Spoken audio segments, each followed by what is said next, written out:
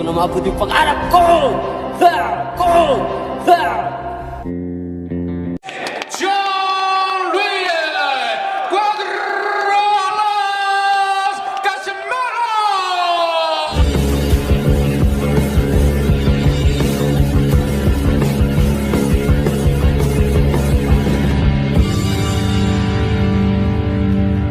Hello guys, welcome back to our channel Winsworld TV.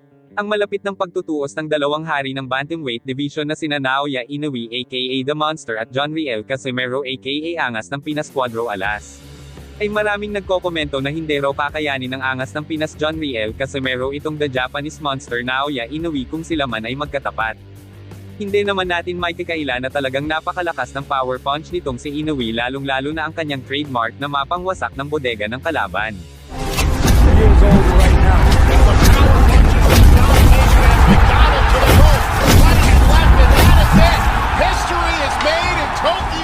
Ngunit ganun pa man ay hindi rin naman papatalo ang ating kababayan na si John Riel Casimero pagdating sa lakas, bilis, tibay ng panga at katawan pagdating sa pakikipaglaban.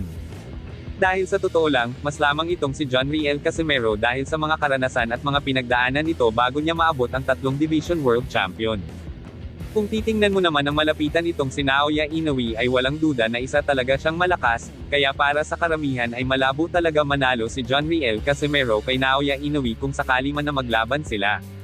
Kung ating titingnan talaga itong record ni Naoya Inoue sa 22 na professional fight niya ay 4 na beses pa lang siya napapalaban sa labas ng kanyang bansa. Una niyang nakalaban ay si Antonio Nieves na ginanap sa StubHub Center Carson, California, USA. The solar plex. Nieves hesitates. Pangalawa ay si Emmanuel Rodriguez na ginanap sa The S Hydro Glasgow, Scotland, United Kingdom.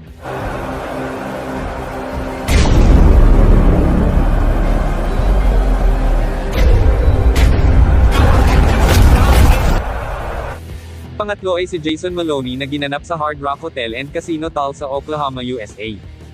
At ang pang-apat ay si Michael Dasmariñas na ginanap sa Virgin Hotels Las Vegas, Nevada, USA.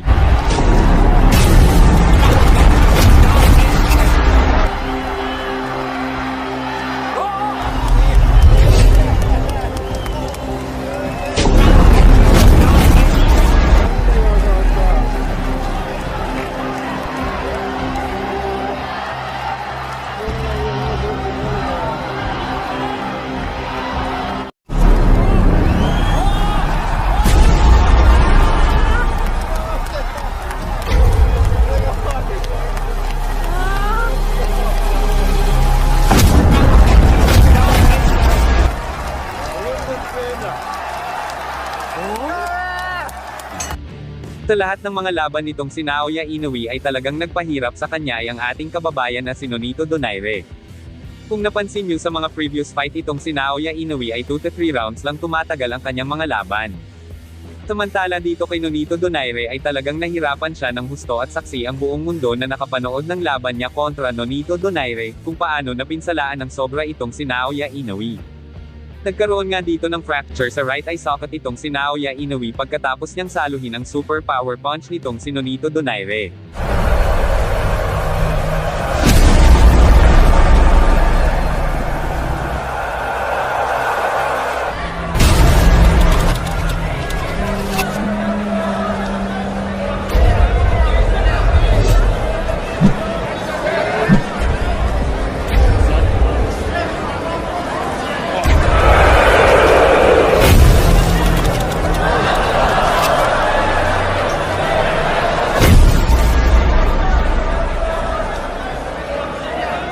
Ikumpara dito sa angas ng Pinas John Riel Casimero na likas na matapang at siya pa mismo ang dumadayo sa baluarte ng kalaban, na hindi mo makikita kay Naoya Inoue, dahil si Inoue ay ayaw dumayo sa baluarte ng kanyang kalaban, dito pa lang ay lamang na sa lakas ng loob ang ating kababayan na si Cuadro Alas angas ng Pinas John Riel Casimero. At ito pa ang kabiliban nyo kay John Riel Casimero, sa lahat ng kanyang mga laban bilang dihado na dayo, ay nakuha niya paring manalo, sa lahat ng mga nakakalaban niya.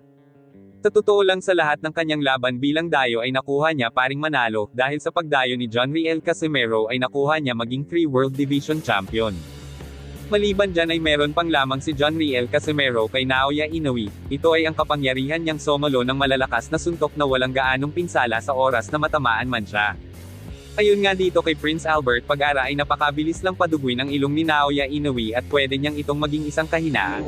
Oo, yung nag-sparring kami, dumudugo yung ilong niya eh. Kasi pag matamaan lang siya na kahit hindi malakas, pag natamaan lang to yung ilong niya, eh dudugo.